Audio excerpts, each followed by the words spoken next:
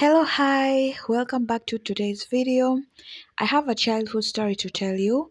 It is a rabbit story. Now that it is almost Easter, I believe the rabbit topic is appropriate. No disclaimers, except this is for strong hearted people who once lived in a countryside and love animals just like I do.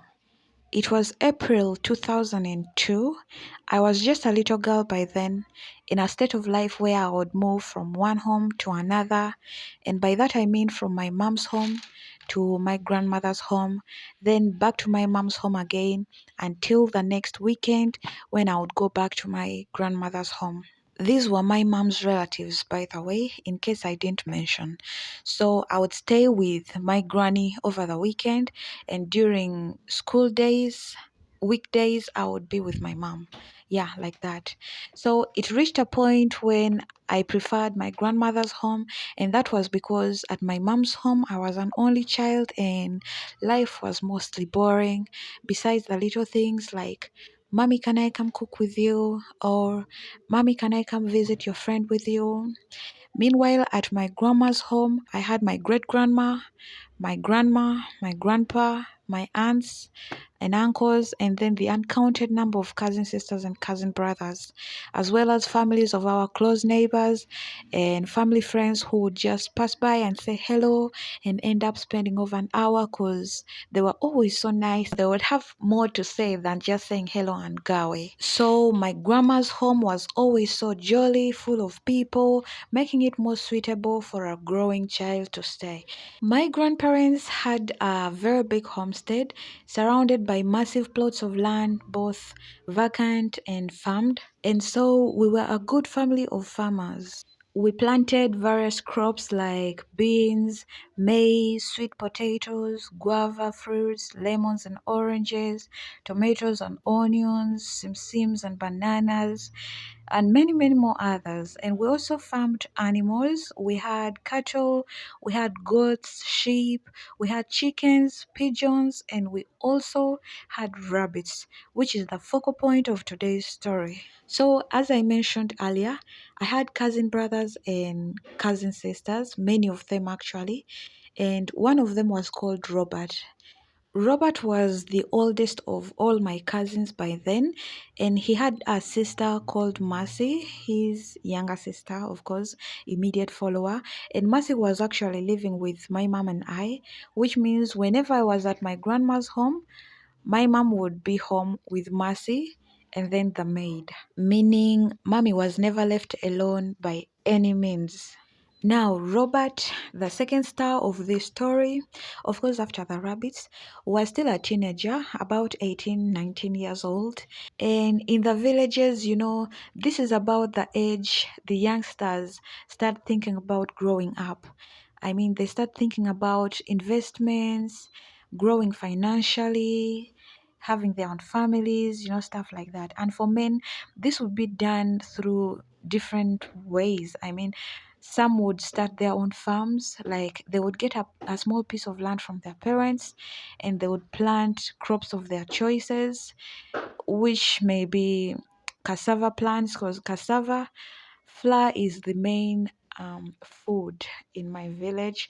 So they would plant things like cassavas and they would dig, plant, weed, and then harvest them and sell them at the end of the season. They would use that money to expand their farm and eventually construct their own little house or houses, and others would even get married and start their own family before they hit 20. That is the life in the village. Young people are not actually young. They grow up mentally, they do things adults do. By 20, someone can be having 4 kids, they have their own home or their own houses, they have a farm, they have their small little business that they're running. This is the village life. A boy of 14 has his own house. So Robert was at this age and he chose to farm, and he would farm pigeons and rabbits. And he had over 30 each, which means there were a total of over 60 pigeons and rabbits altogether. Now, what did he do? He would raise the rabbits until they grow up and give birth. He would then wait until the babies are strong enough to survive on their own, and he would sell the bigger ones and raise those younger ones. Once those younger ones are big enough, they give birth to their own babies. He would sell the bigger ones and raise the younger ones. This way, he maintained his little business. He made more and more and more money. He did the same with the pigeons, but for now, let us leave aside the pigeons and focus on the rabbits. These rabbits were really loved. Robert built for them a well fenced house to prevent them from being devoured by the family dog, neighboring dogs, and roaming thieves. The rabbit house was more like a two-story house. The house had a ground floor with a massive balcony made of wire mesh from the inside and barbed wires from the outside. The roof also had barbed wires too, so this was extreme security. You know, barbed wires are spiky, so no one would attempt to jump over or go through them. Inside the ground floor house, there were holes in the corners where the rabbits would always hang out, whenever they would like to. Some of these holes were made by the rabbits themselves, they loved digging holes. The main holes were made by Robert while constructing the house because, just to make the rabbits feel comfortable. As I've mentioned, they love holes. There would be rabbits all over. They would be in the house, in the halls, outside the house, within the balcony, and always eating their favorite food. And literally, everyone enjoyed the view of Robert's rabbits. New people passing through the neighborhood would be stunned. They would stop on their truck and just watch the healthy rabbits eat in admiration. Everyone loved those rabbits. The neighbors, the family members, and even just random people, as I have already mentioned, including his clients. People who came to buy would stand and watch and admire the rabbits. They were so healthy. You literally can't pick one. You want two or three or even more. And you fail to choose because they were all the same. They were all healthy. Of course, apart from the little ones were never for sale because, as I said, they had to grow up first. So these bigger ones were all chubby and just so good. Everyone, all of us, we loved them. The neighboring teenagers, they got inspired and bought one or two to start their own rabbit farm. But of course, no one in the area ever had a successful little rabbit village like Robert did. No. The guy was so committed, the kind of commitment where you would do anything for this one person, and that one person was his rabbits. So no one could ever reach his commitment. His success came from hard work. He would wake up very early in the morning. He would take a panga, that is a machete, and a couple of ropes and a sack. He would head out into the wilderness. Okay, he would go into the bushes to look for rabbit food, and this was some like specific grass. Yeah, so Robert would wake up early in the morning and head out and harvest those leaves, and it's mainly one of the reasons why no one had rabbits like his, because he would go so early and harvest all that he can. Sometimes if the grass wasn't there, he would get sweet potato leaves, but the priority was always that specific grass. He would go that early before the other rabbit farmers within would ever reach that rabbit food. So he knew all the areas that grew healthy rabbit food. And so he knew if on Monday, Tuesday, I'm here, Wednesday, Thursday, I'll be there, Friday, Saturday, I'll be on the other side, Sunday, I'll go the other side, and Monday, I'll come back to the first place because by then the leaves would have grown again.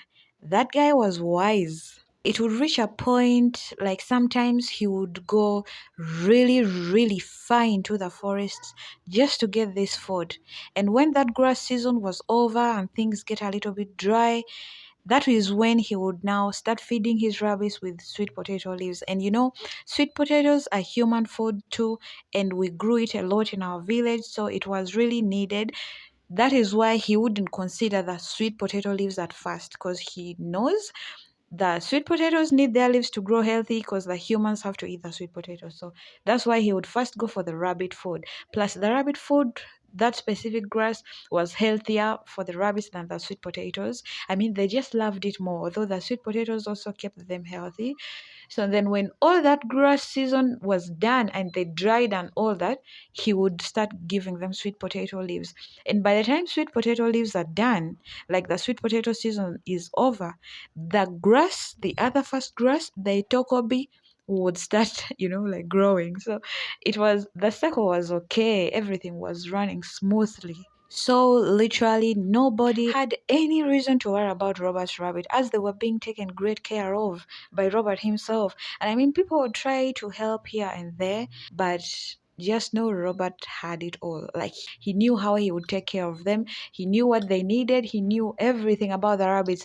The cute little things wouldn't fall sick. I don't remember any point where his rabbits were dying because of rabbit sickness or anything of that. No, like, he took care of that. When it's time to, I don't know, immunize them or inject them or give them some kind of medication during the rabbit sickness season, he would do it before. They say prevention is better than cure. So the guy would handle it before the sickness came to his home. So Robert and Robert's rabbits were all healthy, happy, and they knew they had their papa. They were safe. But I tell you now, all this will change one day.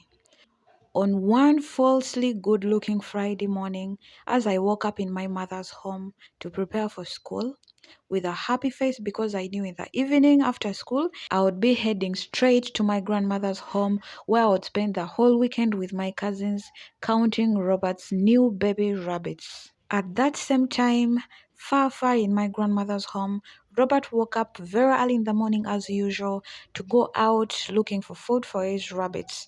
By this time, the rabbits had increased in number because the younger ones had grown and they had given birth to more babies. So there were more rabbits to feed. Everything went as scheduled the whole morning and even the whole noon. But as evening approached, the weather started to act out. Thunder was rumbling even before the rain started.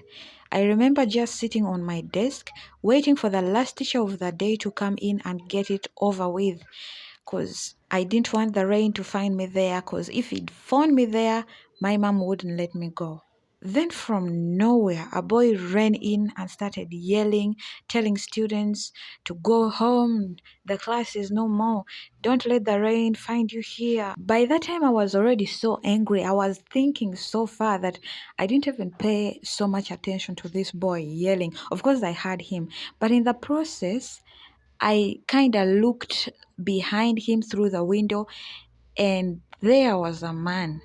And that man was the man who drove me from school back to my mother's home, not to my grandmother's home. To go to my grandmother's home, I would pair up with a girl who studied in the same school but lived in my grandmother's neighborhood. And we would have her motorcycle guy like carry us both.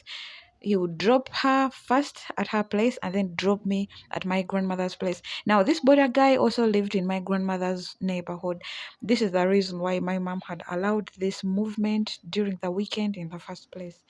But not today, because today it is my own border guy who would only take me to school and back to my mother's place. So I wasn't happy to see him. Few hours later, my mom was forcing me to have dinner while promising me many things if I finished my food, also trying to justify that she didn't want the now massive rain to harm me on the way. But as a child, I wasn't buying any of that. All I wanted to hear was, you know, the night will be over soon, and tomorrow will be here before you know it, and you will be going to your grandmother's home, and you will not have to come back on Sunday evening as always, but instead you'll come back on Monday morning. I wanted to hear something like that, not the rain is heavy, you cannot go there, you have to stay here. Like, I didn't want to hear any of that. Of course, that was my mom. She had to say that, and right now I would be saying the same to my kid, like, but me as a kid by then, like, I didn't want to even hear that. What do you mean by eat your food? I want to be there. I was sobbing. In fact, I was wailing. But she wasn't having any of my thoughts either. She just went on. The river levels would be very high because, going to my grandmother's home would pass some bridge and under it ran a river. So whenever it rains, the river levels would be high. And that's what she was trying to tell me. By Monday even, you can't go to your grandmother's home because the river levels wouldn't have gone down. It stays high. And actually, she was right, but No, I didn't want to hear any of that. It rained the whole night. And when I woke up in the morning, everyone was taking breakfast in the living room, and that included Robert. In my mom's home, Robert, who is supposed to be in my grandmother's home, here at my mom's home for breakfast. I thought it was just a dream. Maybe my mom carried me when I fell asleep and took me to my grandmother's house and I'm there. But no, I was in my mom's house actually. Usually, when Robert is around, he would see me and he would run to me and grab me and swing me around. I would be yelling, "No, Robert, no, put me down. Hey, hey," like kid stuff. He wasn't doing any of that. He just sat there with his cup of tea. He wasn't responding, he wasn't doing anything. Remember that Friday morning when everything went on as planned at first, including the noon hours? Well, that is when it all started. The gloomy and cloudy evening, the thunder and lightning, and then eventually the heavy rain. Well, Robert had a system. He actually had a way of protecting his animals from every kind of a disaster, except a massively heavy rain that can break down or carry away a 10-year-old tree, like the rain of Friday. That fateful evening, he couldn't come outside to check on the rabbits like he usually did. Usually at night, when he hears any sound, he would come out and check on the rabbits. But that night, he couldn't come out because he couldn't hear anything else apart from the rain. He knew he had protected the rabbits from the rain, so everything was supposed to be okay. And I tell you, that is the night when everyone's peace of mind literally ended.